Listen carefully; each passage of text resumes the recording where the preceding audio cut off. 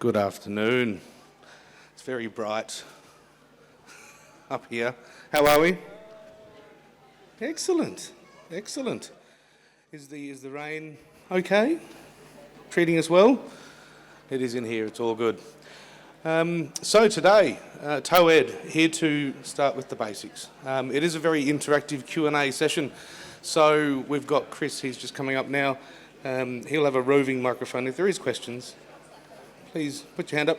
Chris will come and have a chat and we can run through any questions that you may have. And we'll take the conversation from there. So a brief introduction to myself, David Foster, General Manager of TOED and Getabout Training.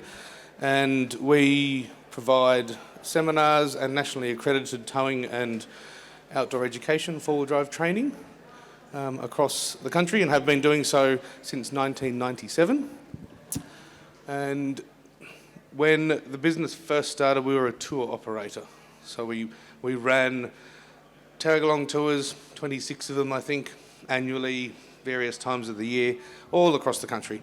And as information became more available to the public, we pivoted that business model into the fundamental and grassroots education side of what we did, which was a fundamental part of our tours, and started providing the information so then people can design their own adventures. And this is where we are today. This is one of our many trips around. Over in, that was WA maybe, that one, as we were travelling around the place. So it's been a long journey and we're still enjoying everything that we do. So today, starting very, very high with our conversation points, we will touch on how many trailers that we can tow. We'll look a little bit of signage requirements at a national level. We're going to touch very briefly on weights and calculations, and later on there's another seminar by Gary Gardner that will dive a lot deeper into the weights. Talk about maximum towing speeds and how they can be set and what they're set by. A little bit on towing capacity, towing mirrors, the parameters for use of those mirrors, the advantages of using them, a little bit about brake controllers if we get there, and some parking as well. And I'll just introduce, Chris is on the your left of stage. If you do have any questions, just pop your hand up and Chris will come up and have a chat and we'll take it from there. Okie dokie. So we're looking at in Australia with a category C licence with a passenger vehicle, we are looking at one trailer at a time. Okay, we do start with that because we do occasionally see two. Okay, but it's definitely one, irrespective if you're licensed to drive a road train, multi-combination heavy vehicle. The category of your vehicle is going to determine quantity of the trailers that we've got. Okay, so we're definitely one trailer at a time. And when we look at how we present information off the back of our vans, we need to be very mindful of our number plates. Okay, so rear signage of vans and obstructions of number plates and other signs and lights on the back of our vehicles do get obstructed quite easily. So essentially, number plates can't be obscured by anything, and there is a set amount of parameters that we need to be aware of. On the next page we'll bring those up, but that could be anything around bikes on the back of vans, could be jerry cans, spare tyres, anything that's obscuring that. Okay, we need to make sure that we've got another visible plate that is available for us. So when we look at parameters for this sort of thing, the number plates have got to be clearly visible from these 3 points, left to right and vertically, from up to 20 metres from the rear of the vehicle at 45 degrees. So that's where we take a few steps back, look at the van and say, right, can I see everything from here? Absolutely, okay. It may not be of particular interest to, say, the state that you're from, but it may be of particular interest to the state that you're going to, for example. Okay, if we're running auxiliary number plates, they need to be falling under the same illumination requirements. So auxiliary number plates do not require illumination if you're travelling after dawn and pre-dusk. However, if you're travelling in the hours between dusk and dawn, they need to be illuminated by the parking light setup, which will require additional fitment and wiring to your combination.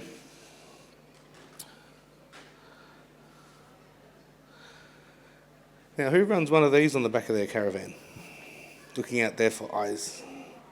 Do not overtake stickers. Okay, we can legally put one of those on under the NHVR rules if we're over 7.5 metres, and we do require, or you must straddle a lane to make a turn. Okay, so it does afford a few liberties in the sense that if someone tries to undertake your combination on the left-hand side, and you have one of these signs displayed, that qualifies. Essentially, it's covered you from an insurance point of view because you've given forewarning that you need to do this from time to time. Okay, there's Australian standards built around these illumination, and it sits there with. It needs to have things listed. So the class of material that's being used, the reflective material, needs to have the manufacturer's contact details and their name to fall under be legally classified as the correct sticker. And there it's all, at the moment, it's falling under the NHVR, so the National Heavy Vehicle Regulator. Will be looking at the use of those because they're predominantly built for the larger vehicles. However, at greater than 7.5 metres, we can absolutely use them if we need to straddle lanes.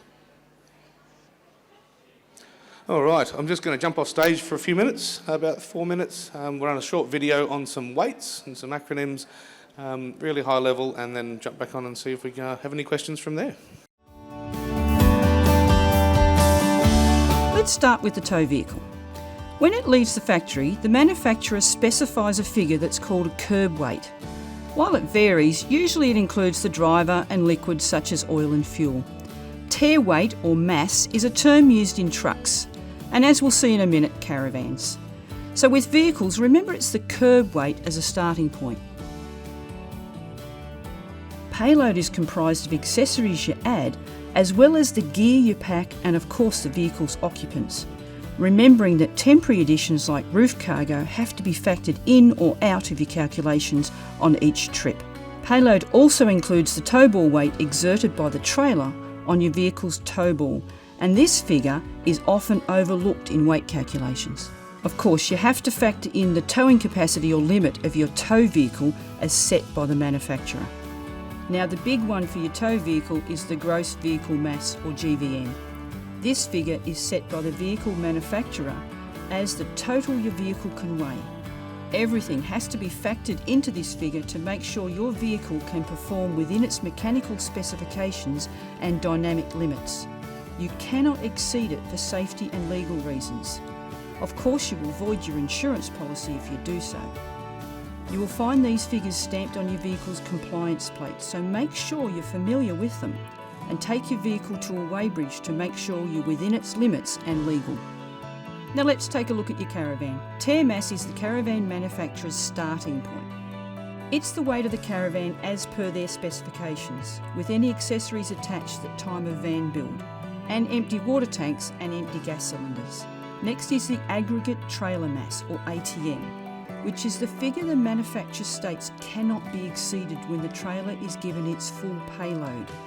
Now payload is the same as with the tow vehicle, and all the gear you pack in, the accessories you add, the water tanks and gas cylinders you fill. Payload is calculated as the ATM minus the tear. It's important to know the ATM as opposed to the tear when working out if your vehicle can legally tow the trailer. It's no good having a towing capacity of 3,500 kilos with a trailer tear of 3,000 kilos and an ATM of 3,600 kilos. The next term is slightly confusing. Gross trailer mass, or GTM. This is the fully loaded trailer. However, the figure is gained with the trailer on the weighbridge and still attached to the vehicle. This figure actually records the weight of the van exerted on its wheels. Remember, it doesn't include the tow ball weight. While important, it's less relevant than the ATM. You'll probably become mates with your local weighbridge operator, but it's crucial you get the weights correct. pack everything for a trip and take your fully loaded combination to the weighbridge. First, while hitched, weigh the van to check the GTM. Then make sure the unhitched tow vehicle is within its GVN limit, and weigh the unhitched van to check the ATM. If you're over your ATM, then either you've packed too much and need to lose some weight, or there are questions regarding the tear you may not have checked when you purchased the van. The overall weight of your combination, hitched and loaded, is the gross combination mass, or GCM. This is set by the tow vehicle manufacturer and is the maximum your vehicle and trailer can weigh. It's crucial that none of these weights are exceeded, and it's up to you to make sure you comply in the eyes of the law. How did we get all that? Rest assured we will be here to answer all questions. Okay, so let's go through them in a little bit more time. So, tear. Tear mass, total mass of the trailer with not carrying any load, but the force that's exerted for the whole unit onto the ground. Okay, that's what we're looking at there. Fluid reservoirs do not include water tanks and wastewater tanks. Okay, however, they do include electric over hydraulic braking fluid. Okay, so those reservoirs need to be factored in, but not the actual water tanks as per se. Tow ball mass, critically important. This is the limit that's allowed to sit on the back of your tow vehicle. However, there's a multiplier in there that we need to all be aware of. And that is that if the caravan, for argument's sake, has a tow ball mass listed at 100 kilos, the actual force that's exerted on the back axle of your vehicle is greater than 100 kilos because there's a lever effect taking place. And if you do need to have a bit more of a discussion about that, definitely come and have a chat to us down the back. We've got a model down there that we can explain it all for you. But essentially, if we put 100 kilos on some vehicles, the rear weight exerted on the axle set could be 143 kilos. Okay, so there is a multiplier that needs to be factored in to your payload of your tow vehicle. It's not always the listed. It won't be the listed mass from the caravan supplier or the trailer supplier. GTM, as mentioned on the short video, that's the force, that's the weight that's transmitted purely through the tow vehicle, through the wheels of the trailer, and not including the tow vehicle. Okay, so that's looking at that base weight, and then your aggregate trailer mass is as heavy as that trailer is permitted to be. Okay. So quite often you need to be mindful of all of those separate weights and add everything in as you do that. Okay? So some factors around calculating weights is weigh everything. Start with a bare setup and weigh everything that you're putting in. Okay? You're weighing your bedding, you're weighing your crockery, your cutlery, all of those fantastic elements that you've got.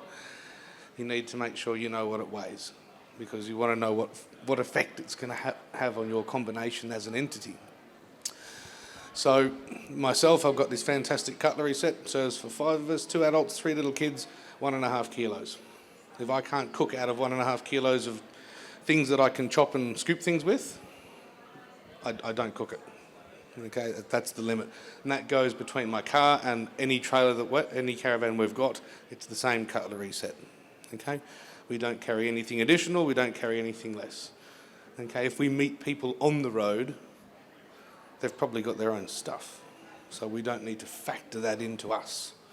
We don't need to put the multiples of 4, we just take what we need to manage our little process. Okay? So definitely weighing it all. It's a little bit of a spreadsheet to get everything in there. But another thing to keep a check on it is have a list inside the lockers, wherever you've got places that you store, and just a gentle reminder, we store in this cupboard these few items, because things tend to get squirreled into cupboards as you travel. Box of wine here, a bit of crockery, a bit of artwork over there, and all of a sudden you're carrying a lot more, and you haven't got a visual check on what you've got inside your combination. So really, really handy. Just have a bit of a check, understanding what's in that locker. Safety items excluded, first aid kits and all the important bits and pieces. However, build yourself a list. Okay, weigh everything. A set of bathroom scales is great. Second-hand baby scales from wherever you can procure them. They're good because they go up to about 30 kilos, but they're quite fine, so you can measure lots of light things. But it's really good because you want to be able to build that into your picture. Okie dokie, so maximum speed. So, bit of an open topic here, I suppose, for this. Maximum speed is going to be set by three things. Okay, yes, we have road limits, okay, 180, all those bits and pieces. However, the maximum speed can be influenced by the tyre manufacturer, which is important, the vehicle manufacturer, and also the trailer manufacturer. Okay? So when we look at that, the tyre might have a maximum speed rating. That's the maximum speed that tyre is meant to be used. The vehicle manufacturer might state, if this vehicle is towing a trailer, your maximum towing speed is 80 kilometres per hour. Okay? Irrespective of the sign-posted speed limit, you're 80 k's an hour. Okay? If your trailer is of a different style, shape, those doggy wash trailers are quite common. They will have a speed set at 70 or 80 kilometres an hour. Okay? If you hire a trailer, they'll have a set speed. So all of a sudden your speed limit isn't necessarily set by the sign-posted limit, it's set by the equipment that you've got around you. And it does state in the manual, if it's got a recommended speed limit for the vehicle, it will state if it's 100 or if it's 80. Vehicles that I've noticed travelling in New South Wales particularly, in the 110 speed limits that we have up there, if they know they're connected to a trailer, their traffic sign recognition, their speed sign recognition will divert from 110 back to 100 because it knows that its maximum speed towing is 100. Okay, so it won't advertise to the driver a higher speed. Okay? And the towing capacity can be determined by one of two things, tow bar manufacturer and the vehicle manufacturer. So we still mention that because some aftermarket additions to the OEM vehicle, the original vehicle, may have a slightly lower rating than the manufacturer supplied equipment. Okay? It's a point of difference. So just be mindful when you're looking at things that everything is as it says it is going to be and it would all be stamped accordingly. And mirrors. So ADR 14 and Road Rule 297, for those that really need to know. We must have proper visibility behind us at all times. Okay? So I've got into the habit, basically any trailer that I put mirrors on. Makes it so much nicer to see what's going on behind us. Okay? But the good way to do it is measuring the width, the maximum width of your trailer. Measuring the internal dimensions from mirror to mirror, drop both windows at the front, measure across. If the trailer's definitely wider than that internal measurement, mirrors are going to be required because you're not going to be able to see properly to efficiently understand and effectively understand what's going on behind you. So it kind of looks like this in a simple form. So we do support many agencies, government and otherwise, with similar education. So looking at this one here, we've got a required field of vision, which is the nice blue section at the top. That's where everything sits. However, if we don't have those mirrors fitted, we have a red element that pops in, which is at the bottom, okay, which all of a sudden becomes a blind spot for us and everything behind that. So it's very much the same that you see on the trucks. If you can't see my mirrors, I can't see you. The same rule's going to apply. Okay? With this, we need to be able to see behind us. Jumping onto that is what we're going to do. So explore your mirrors, understand how you use them. There's many different styles and types. However, you'll choose one that's going to be best suited for what your application is and how you want to use the back of the use the vision out the back. Okay. Alrighty, shackles and towing hooks. Either are perfectly legal. However, we've been speaking with the entities in states around these, and still having a positive locking device on a shackle is favoured in their eyes. Okay, so there's nothing wrong with this, and as I said, Gary will dive into a bit more depth later on. However, the Bose shackle or the Trusty D shackle, rated, is going to be perfectly acceptable. We want to steer clear of non-rated devices, stainless steel devices, anything else, but definitely keeping them rated is a good start. And then understanding the different types of hooks, okay, which is very important, but both legal to use. However, if you still want a positive locking mechanism, that shackle's definitely the way to go. In the people that we've had a chat to. So, the effects of other road users on the trailer and the van. When we're driving along, we've got a large surface area on the side of our van, okay, and that can be impacted by high winds, okay, or winds and vortices that are created from other road users, okay. So, show of hands, have we experienced our van being pulled to one side when we're next to a big, large, heavy vehicle? Show of hands? We have, yeah, absolutely.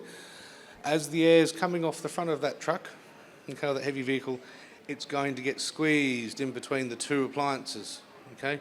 That's going to speed the airflow up. As soon as that airflow speeds up, it turns a lower pressure. So it's going to pull into that low pressure zone. Now you're sitting somewhere between maybe 1.8 tonne and 3 tonne, okay? That trailer next to you is probably sitting at 30 tonne, and it's rigged differently. Your trailer's going to move first, okay? So creating a bit of a buffer is always advantageous. So looking at the fog line, the sight line on the left-hand side, lining a combination up as safely as you possibly can and creating that buffer zone between you and that vehicle that's coming past you or coming towards you, okay? Decreases the opportunity for that impact, okay, to come onto your van. We do, down the back, we've mentioned, we've got a little simulator that we can talk about the ways we can structure the in-vehicle setup and using brake controllers to bring the combination under tension to manage that sway if it does occur, and it happens very, very quickly if it does. And we can dive into a bit of that conversation around how to mitigate and control that in the active sense. So creating a bit of a space. So if you see that you've got a vehicle coming towards you, or multiple heavy vehicles, large sides, just gently moving to one side, but not crossing that fog line, creating as much space as you can between yourself and the oncoming vehicle to minimise the potential of that low pressure zone. Similarly, closing rates of vehicles on your combination. So let's say you are limited to towing at 80 k's an hour, okay? So that means that any freeway that you're on, multi-lane, is 80 k's for you, technically. So vehicles are going to be coming past, okay? Not changing your closing rate for them is key. And what I mean by that is, if you've got a driver, professional, truck, recreational, general road user, they're gauging their closing speed on your vehicle speed. Okay, so they can look and they can say, right, I'm going to need 600 metres just to mosey on past, even in a multi-lane configuration. If all of a sudden you decide to speed up or you decide to slow down, if you slow down, you might, if you're in a single lane configuration, you might all of a sudden close that gap up too quickly and they can't react fast enough to jump out to overtake. Similarly, if you speed up, it might close off any room they had, or they might run into more traffic or other vehicles, all that sort of thing. So being really mindful of just being in control of what you've got is really, really critical, and being aware of what's around you. Noticing, okay, play a little game. What's the colour of the car 3 cars back? Keeping an eye on that car,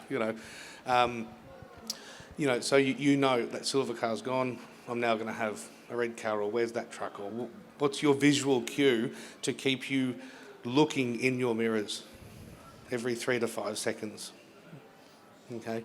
Constantly scanning every single surrounding that you can absorb, every piece of input, that you're going to have a look at. So when you're maybe driving driving across a plain, you can see all the fields all of a sudden get blown flat with wind. Okay, all the trees have gone a little bit crazy. What's that tell you as a driver that you might be coming into? Wind. What are you going to do? You're going to be prepared for that. You might decide to slow down a smidge. You might make some mitigating manoeuvre to be ready for experiencing a big gust of wind. Okay, so we can talk about that sort of thing as we dive on as well. Yes, we just spoke about all that. We've done that bit. Very good. Okay, tyre manufacturing. There's actually a date on all of our tyres. Show of hands, have we seen the date stamp on our tyres?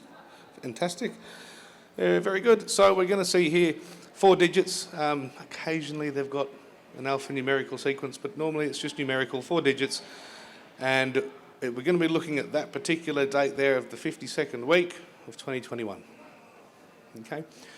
It just gives you a good understanding of, okay, am I 10 years into this tyre cycle? Am I 7 years? Am I 2 years?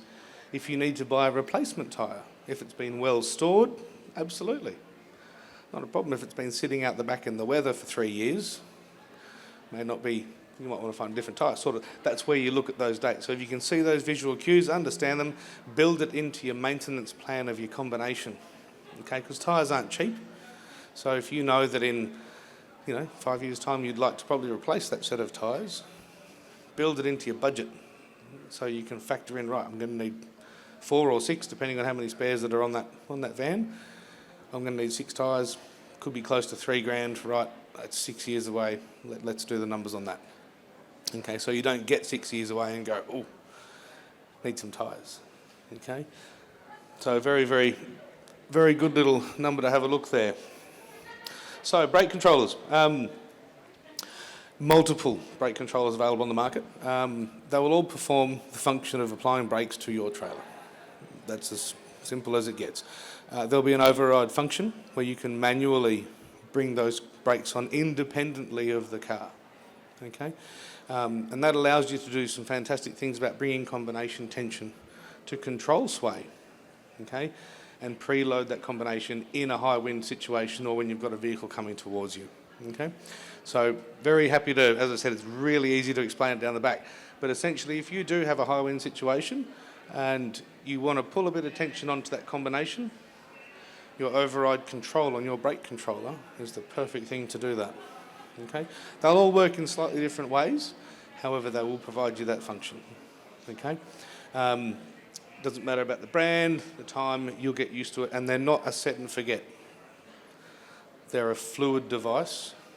Things may heat up, metal expands, the clearances between the shoes inside the drums become less, they might grab a bit harder than you want it to, you need to back the gain off a little bit.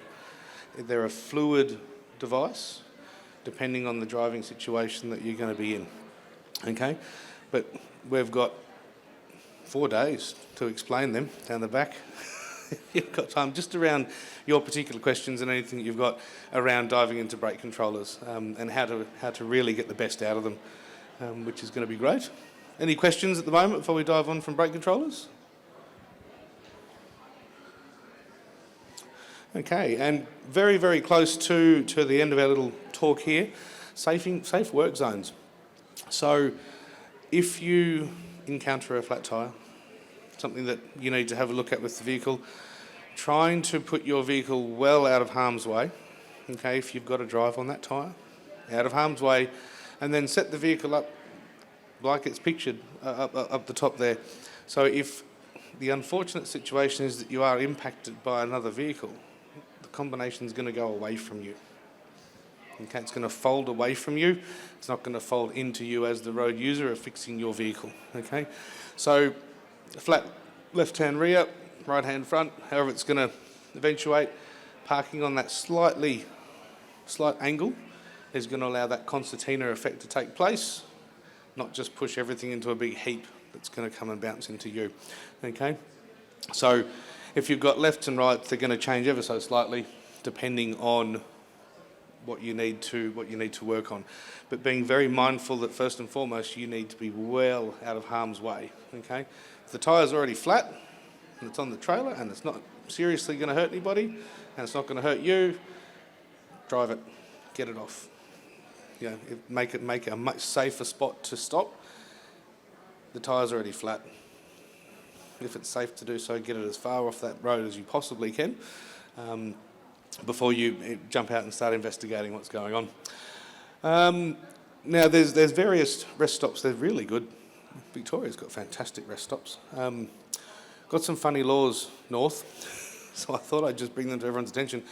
There's a lot of media coverage about stopping in truck stops in New South Wales. You know, they're used for fatigue management, for logbook requirements and general other bits and pieces. However, there are some parameters in New South Wales that we can use rest stops if we're a light vehicle and a combination. So the road managers, so the managers behind all of these fatigue principles are fully aware that heavy vehicle rest areas are predominantly for trucks. However, anybody should be able to use them if you meet the following requirements, which are going to be: they must use allocated spaces if there is some there, okay, because it will affect how the trucks roll into those stops. Caravans must remain attached, okay, at all times. No awnings may be erected, chairs set out, no generators and solar power units to be deployed in those stops, and there's definitely no tents, okay. Outside of that, if you are fatigued in New South Wales, you can still stop in a heavy vehicle rest area, okay? Because it is common to see, you know, we stop in rest areas and put the slide out and have some lunch and all that sort of thing. You can still stop, but you can't set everything up in New South Wales, okay? And that brings us to the end of our little discussion. So if you've got any questions for offline, happy to have a chat, absolutely. Chris is here to your left as well to dive in. Chris is an instructor with Towed, and has a vast amount of recreational and professional towing experience as well. And we're also positioned down the back at the CMCA stand to answer any questions that you may have. Thank you very much.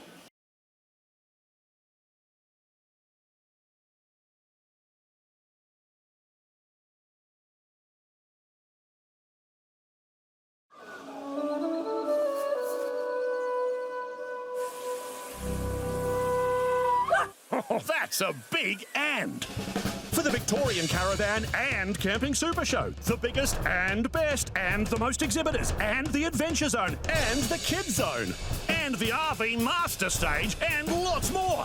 And only $20. Melbourne Showgrounds, February 19 to 23. Tickets at caravanshow.com.au.